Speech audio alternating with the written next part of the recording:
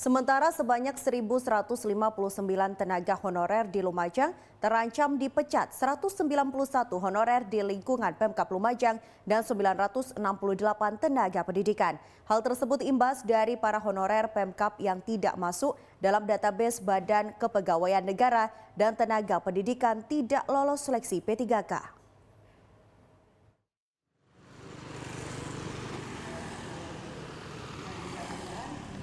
Penyesuaian dan penataan tenaga honorer yang dilakukan pemerintah pusat berdampak pada ancaman pemecatan tanpa pesangon pada ribuan honorer.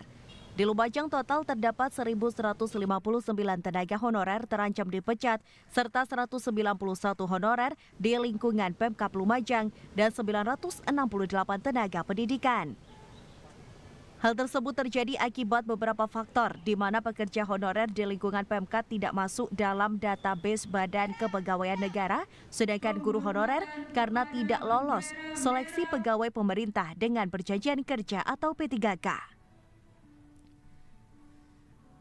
Sejumlah alasan tidak masuknya tenaga honorer pada perekrutan P3K di Lumajang karena berbagai faktor, mulai tidak ada formasi, keterbatasan usia hingga kualifikasi pendidikan.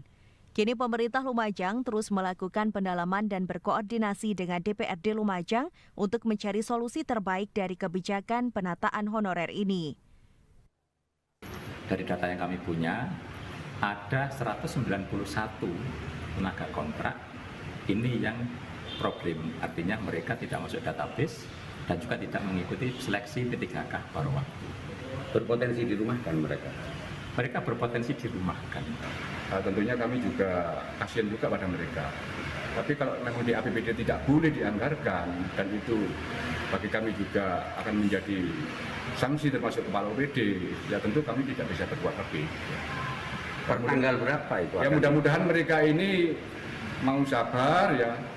Kalau memang di OPD itu betul-betul butuh ya, misalnya tenaga penjaga malam, driver, petugas kebersihan, mereka mungkin bisa direkrut kembali. Harapan kami seperti itu. Berdasarkan aturan Undang-Undang ASN tahun 2023, pemberian gaji honorer dilarang menggunakan anggaran APBN dan dana BOS. Yongki Nugroho, CTV.